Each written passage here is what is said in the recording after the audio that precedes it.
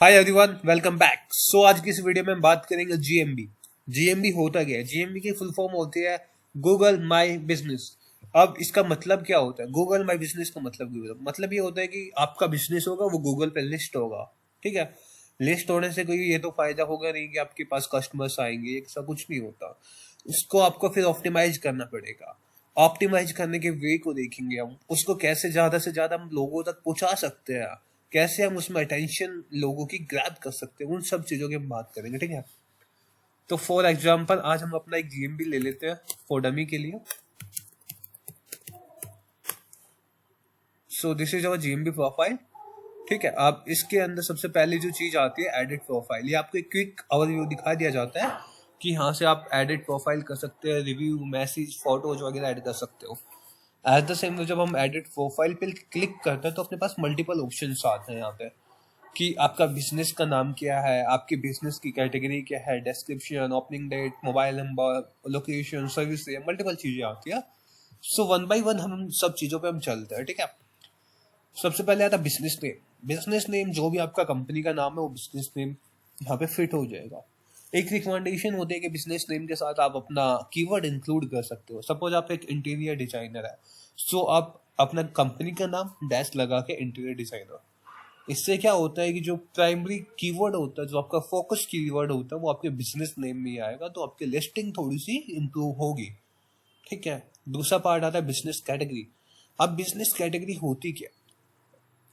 Simple से बात करते हैं, कोई भी एक बिजनेस है, उसके पास मल्टीपल कैटेगरी में वो बिजनेस कर सकता है। सपोज आई मैं डिजिटल मार्केटिंग एजेंसी।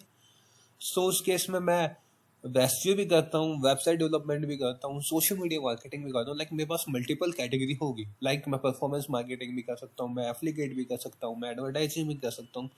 तो उसमें क्या होता है कि एक प्राइमरी कैटेगरी होती है और दूसरी कैटेगरी होती है वो एक सब कैटेगरी होती है, जो एक जिसको हम प्राइमरी नहीं कहते, मतलब मेन फोकस कैटेगरी नहीं कहते हैं। ठीक है, तो हमें अपने बिजनेस के सबसे एक पहला पॉइंट होता है कि हमें एक फोकस प्राइमरी कैटेगरी को सिलेक्ट करना होता है। उसको हम यहाँ पे बिजनेस कैटेगरी के अंदर प्राइमरी कैटेगरी में मेंशन कर देंगे। आफ्टर दैट एडिशनल कैटेगरी में जो कैटेगरी है वो सारी आ जाएगी।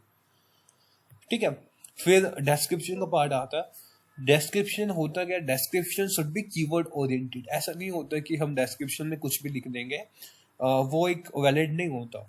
अब इसकी एक लिमिट होती है, 750 कैरेक्टर्स तक आप डिस्क्रिप्शन को ऐड कर सकते हो। इसका एक सिंपल सा पर्पज होता है डिस्क्रिप्शन को राइट करने का कि आप उस वे में लिखे गूगल भी आपके बिजनेस को अंडरस्टैंड करे और उसको प्रमोट करने में आपकी हेल्प करे।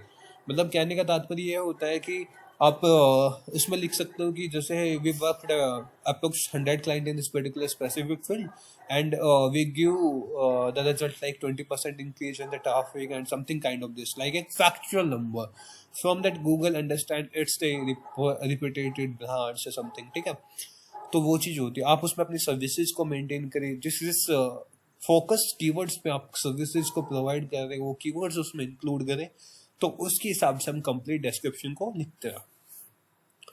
ठीक है, फिर ओपनिंग डेट आती है जो आप यहाँ पे मेंशन कर सकते हो। फिर फोन नंबर आता है, फोन नंबर आप यहाँ पे ऐड कर सकते हो।